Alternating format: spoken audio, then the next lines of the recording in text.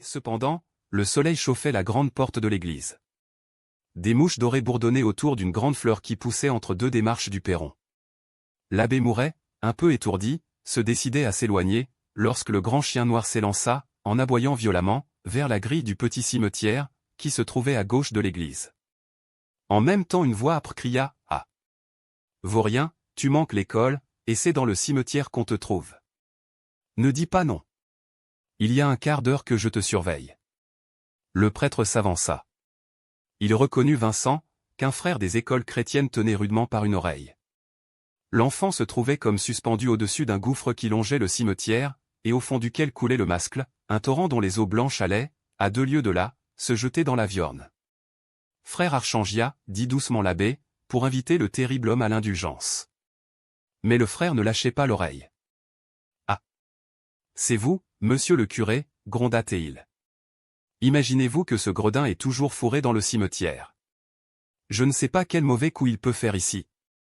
Je devrais le lâcher pour qu'il allât se casser la tête, là-bas au fond. Ce serait bien fait. » L'enfant ne soufflait mot, cramponné aux broussailles, ses yeux sournoisement fermés. « Prenez garde, frère Archangia, » reprit le prêtre, « il pourrait glisser. » Et il aida lui-même Vincent à remonter. « Voyons, mon petit ami, que faisais-tu là? On ne doit pas jouer dans les cimetières. » Le galopin avait ouvert les yeux, s'écartant peureusement du frère, se mettant sous la protection de l'abbé Mouret. « Je vais vous dire, » murmura-t-il en levant sa tête futée vers celui-ci. « Il y a un nid de fauvettes dans les ronces, dessous cette roche. Voici plus de 10 jours que je le guette.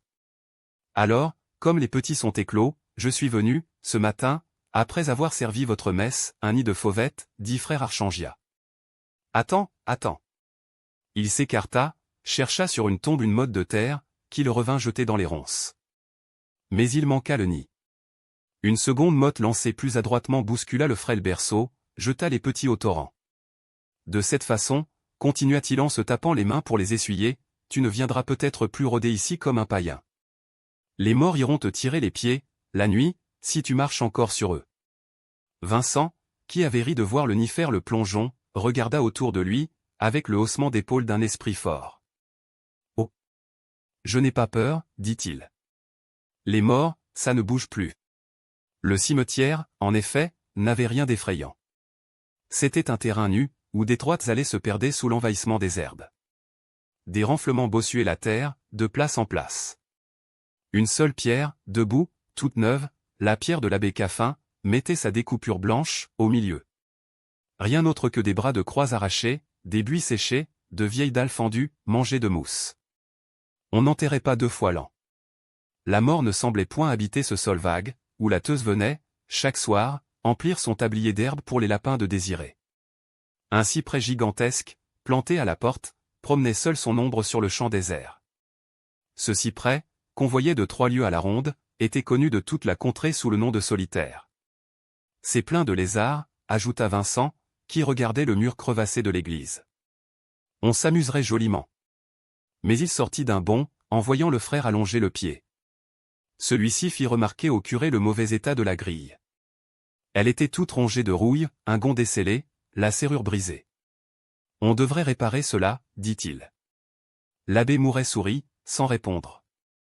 Et, s'adressant à Vincent, qui se battait avec le chien, dit, « Petit, demanda-t-il, sais-tu où travaille le père Bambous, ce matin ?» L'enfant jeta un coup d'œil sur l'horizon. « Il doit être à son champ des olivettes, » répondit-il, la main tendue vers la gauche. « D'ailleurs, Voriot va vous conduire, monsieur le curé. Il sait sûrement où est son maître, lui. » Alors, il tapa dans ses mains, criant « Et Voriot !» Et le grand chien noir hésita un instant, la queue battante, cherchant à lire dans les yeux du gamin. Puis, aboyant de joie, il descendit vers le village. L'abbé Mouret et frère Archangia le suivirent, en causant. 100 pas plus loin, Vincent les quittait sournoisement, remontant vers l'église, les surveillant, prêt à se jeter derrière un buisson, s'il tournait la tête. Avec une souplesse de couleuvre, il se glissa de nouveau dans le cimetière, ce paradis où il y avait des nids, des lézards, des fleurs. Cependant, tandis que Voriot les devançait sur la route poudreuse, frère Archangia disait au prêtre, de sa voix irritée, « Laissez donc. Monsieur le curé, de la graine de damné, ces crapauds-là. On devrait leur casser les reins, pour les rendre agréables à Dieu. Ils poussent dans l'irréligion, comme leur père. Il y a 15 ans que je suis ici, et je n'ai pas encore pu faire un chrétien. Dès qu'ils sortent de mes mains, bonsoir. Ils sont tout à la terre, à leurs vignes, à leurs oliviers. Pas un qui mette le pied à l'église. Des brutes qui se battent avec leurs champs de cailloux. Menez-moi ça à coups de bâton, monsieur le curé, à coups de bâton.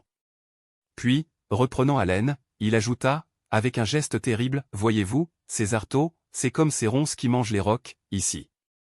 Il a suffi d'une souche pour que le pays fût empoisonné. Ça se cramponne, ça se multiplie, ça vit quand même. Il faudra le feu du ciel, comme à Gomorrhe, pour nettoyer ça. On ne doit jamais désespérer des pécheurs, dit l'abbé Mouret, qui marchait à petits pas, dans sa paix intérieure. Non, ceux-là sont au diable, reprit plus violemment le frère. J'ai été paysan comme eux.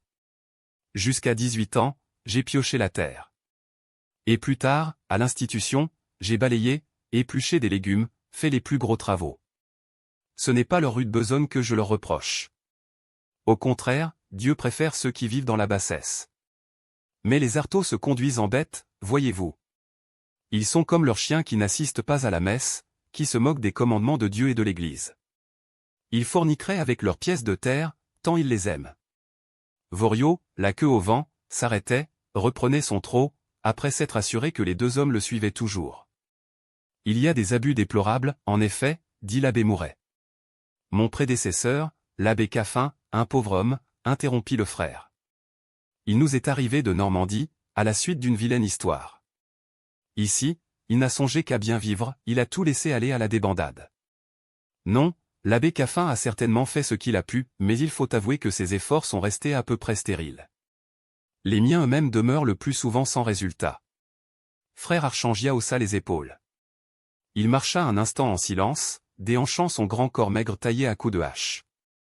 Le soleil tapait sur sa nuque, au cuir tanné, mettant dans l'ombre sa dure face de paysan, en lame de sabre.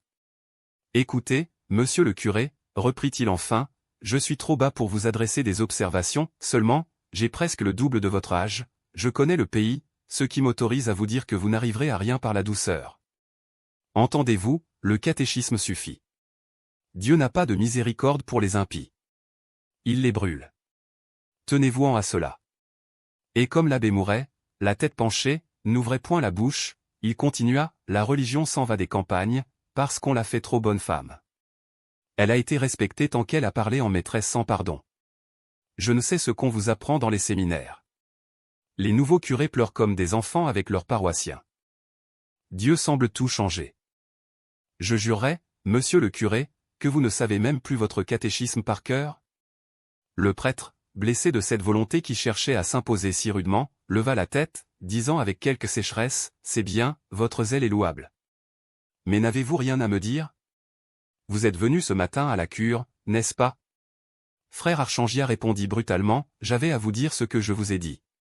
Les arteaux vivent comme leurs cochons. J'ai encore appris hier que Rosalie, l'aînée du père Bambous, est grosse. Toutes attendent ça pour se marier. Depuis 15 ans, je n'en ai pas connu une qui ne soit allée dans les blés avant de passer à l'église. Et elles prétendent en riant que c'est la coutume du pays. Oui, murmura l'abbé Mouret, c'est un grand scandale. Je cherche justement le père Bambous pour lui parler de cette affaire. Il serait désirable, maintenant, que le mariage eût lieu au plus tôt. Le père de l'enfant, paraît-il, est fortuné, le grand-fils des Brichet. Malheureusement les Brichet sont pauvres.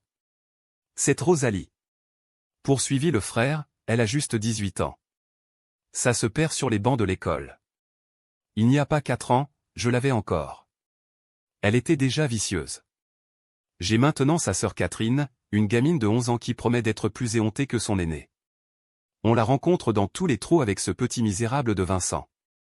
Allez, on a beau leur tirer les oreilles jusqu'au sang, la femme pousse toujours en elles. Elles ont la damnation dans leurs jupes.